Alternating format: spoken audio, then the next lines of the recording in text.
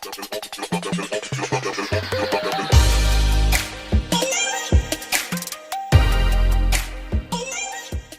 video is about electromagnetic waves and how they travel in different media. So first of all, what is an electromagnetic wave? An electromagnetic wave is a transverse non-mechanical wave, and it gives lights and varied wavelengths according to the electromagnetic spectrum, which was proposed by many scientists in many years and in many ways. Electromagnetic waves are haphazardly said as waves, but they show dual nature. The best example is light. Light shows dual nature. It acts as a wave as well as a particle. So how it travels and what is electromagnetic waves, we can easily understand by a diagram. Let's draw a principal axis for the diagram. This would be the axis in which my wave will propagate. An electromagnetic wave, as the name suggests, propagates perpendicular, in which the waves are perpendicular to the electric field as well as the magnetic field waves. For example, let's take the magnetic field wave as the red one, and the electric field wave, which I would like to show a little kind of 3D way, as the blue one. They have equal wavelengths and have equal frequencies. These both are equal. Let's correct the first diagram first.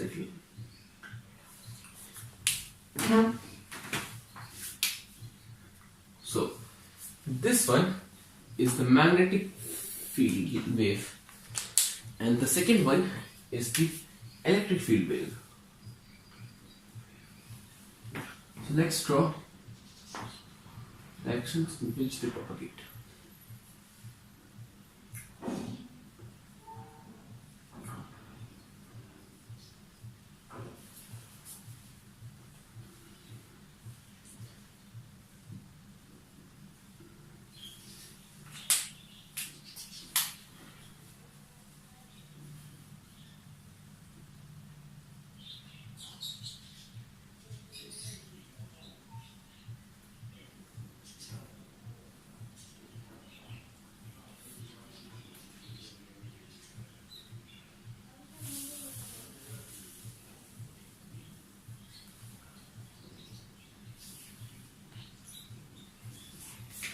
In this case, the angle between the two waves, the magnetic wave and the electromagnetic wave, which are depicted by red and blue color respectively, is equal to 90 degrees in any case. This is also equal to 90 degrees.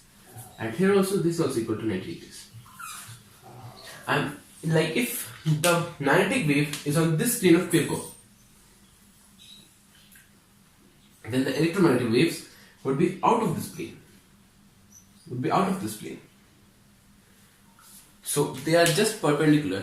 To make a 3D outlook in a 2D plane, we can make the diagram in this way and make it easy to understand. And this wave is a transverse wave. And why transverse? And what is a transverse wave? A transverse wave is a wave which propagates perpendicular to the medium of oscillation. For example, I have a rope. I have a rope in my hand and I propagate it like this. So the rope will, if this is a straight rope, first it will go up, then it will go down, then it will go propagate like this. So what is the direction of its propagation? It is propagating in this way and its velocity is going this way. Velocity is moving forward this way. And I am oscillating my hand from top to bottom or up and down when my oscillation is this way. So my oscillation is this and the propagation of wave is this, such that they are perpendicular to each other. This is why an electromagnetic wave is called a transverse wave.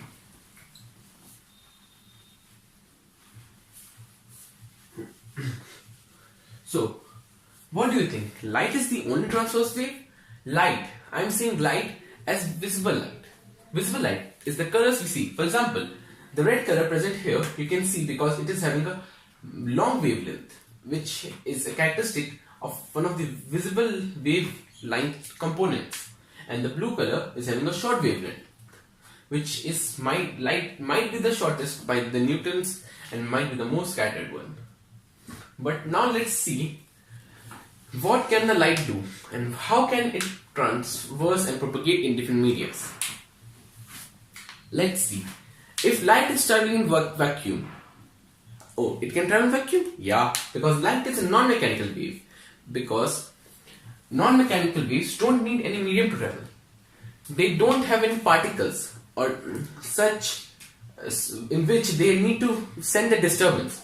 For example, mechanical waves don't require, means there are no particles, these are just waves. This is the case when light is acting as a wave. Light is not acting as a particle. If it acted like a particle, it might not be able to travel in vacuum. It may need a medium. So, I have a light wave, it is traveling in vacuum. Let's take this light wave only. And it is coming from vacuum, this is vacuum, to air. These are particles in air.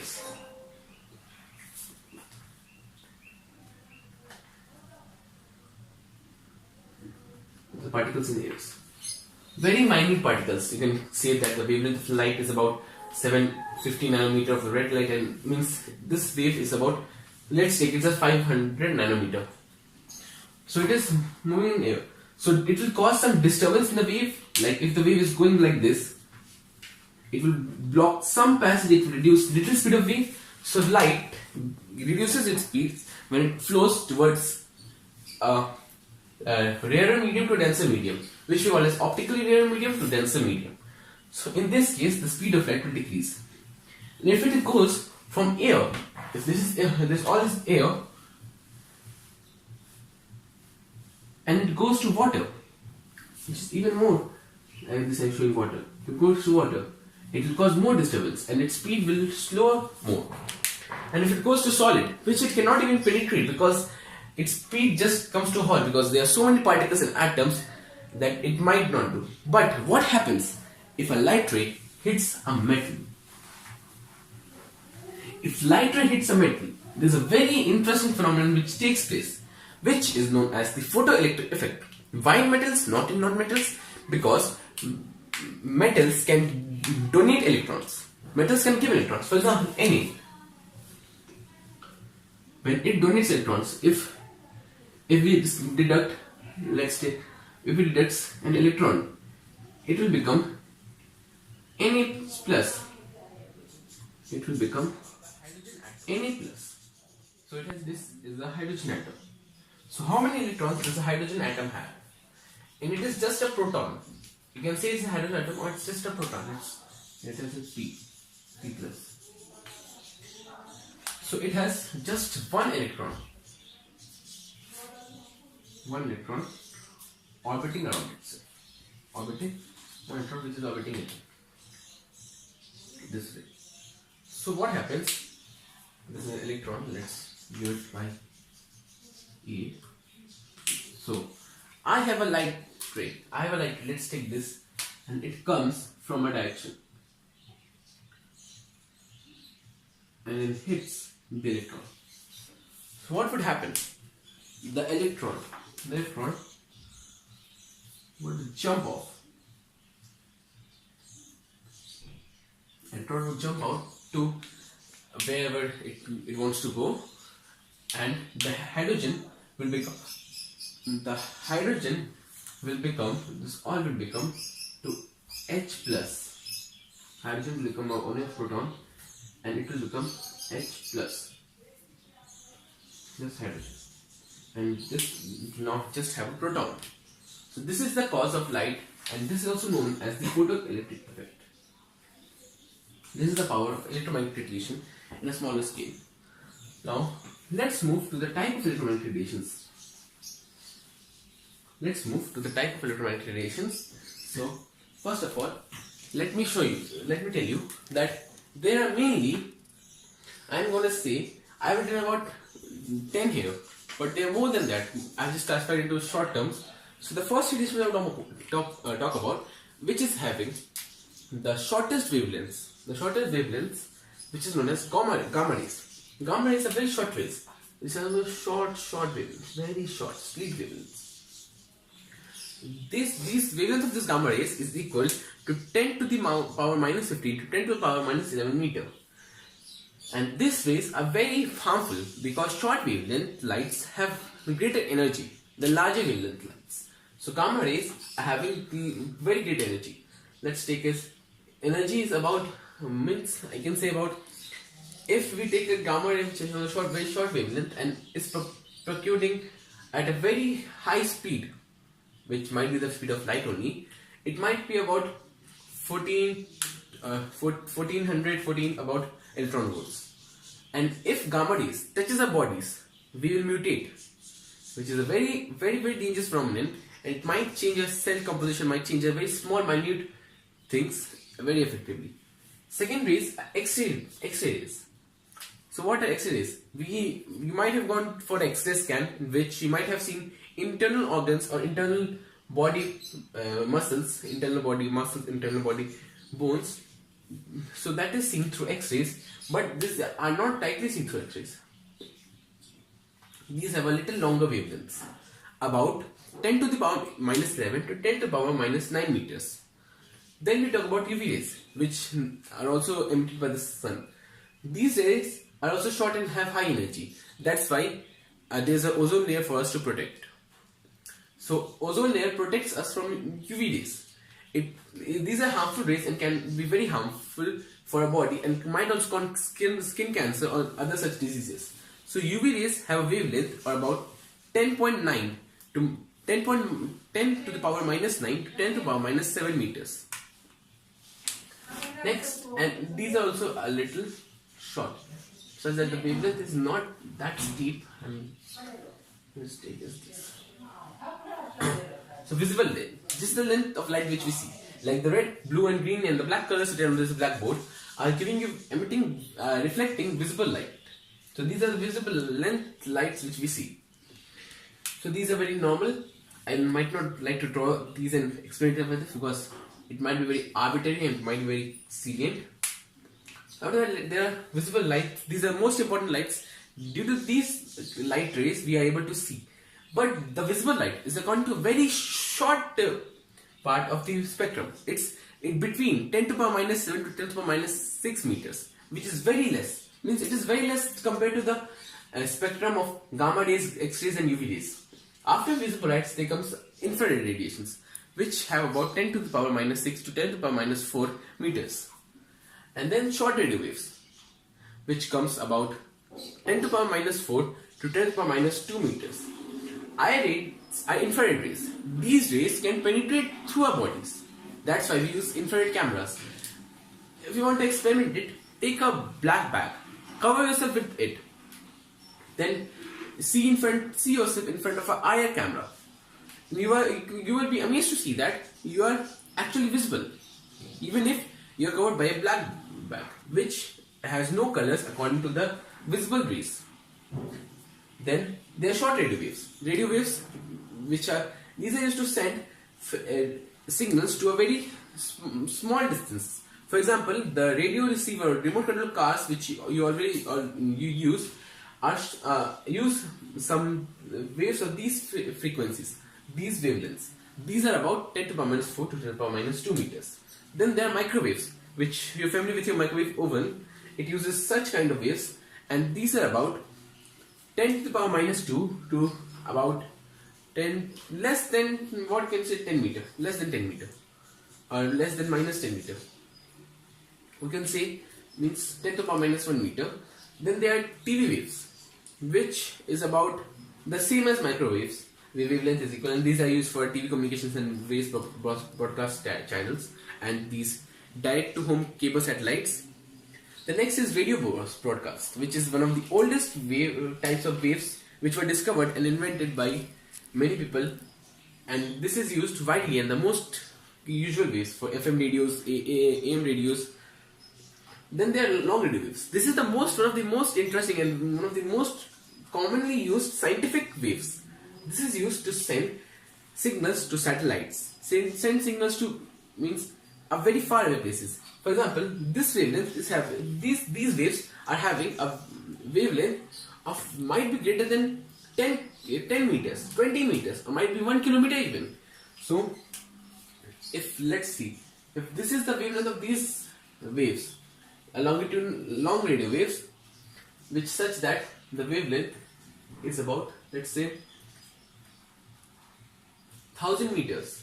So how would it propagate the satellite? So before even completing one wavelength, it might reach the satellite, because the Earth's atmosphere is not that large that we are able to means after one wavelength, two wavelengths, or about more than that, it depends on how far the satellite is. These waves might reach normal distance. For example, if I'm standing in this room and I want to emit a radio wave, a long radio wave to some place. I'm in Patna and I want to emit a radio wave to, for example, New York. So it's a very large distance between them. So these radio waves can be used because long wavelength waves use less deviation. They will deviate less from their path. So these are the ways in which electromagnetic spectrum is classified. Before ending the video, I would like to tell you some more things about waves. For example, wave velocity. Wave velocity V is equals to lambda, which is the wavelength, times frequency. Frequency, people like this as nu, but I prefer F only because I feel the frequency is more better written by the F symbol only. Wave velocity is equals to lambda frequency. This is wave velocity. Wave velocity. Next thing which I want to tell you is what is the frequency? Frequency is the number of waves, means number of wavelengths or number of which passed in 1 second. For example, this is the wavelength, which is the distance or the distance between two consecutive troughs. You can see two consecutive crests or two consecutive troughs, but I like to prefer this way because it will give in a more lively pattern. So this is the wavelength. So number of wavelengths which pass through any place. Like this is a surface, this is a interface through which these wavelengths pass. So one wavelength and 1.5. So between this part, let's take this distance as 1 meter. And this, the length of the wave, the wavelength of this wave is about, let's say it's looking about 80 centimeters or 8 by 10 meters. 8 by 10 meters. This 1 meter will be helpful in calculating the frequency. But right now let's calculate the wavelength. Let's take the frequency of this wave as 5 by 4 hertz. 5 by 4 hertz. So what is hertz? Hertz is a unit of frequency which is 1 by second. It is a derived quantity from the fundamental quantity of time. It's just the reciprocal of time. So the wavelength of this wave, if the wavelength is 8 by 10 meters and the frequency is 5 by 4 meters, 5 by 4 hertz, what I said, hertz, then the wavelength will be wavelengths times frequencies. So it will be 8 into 5 by 4, which will be equal to 1. The wave velocity of this wave would be equal to 1 meter per second or 1 meter hertz. Thank you.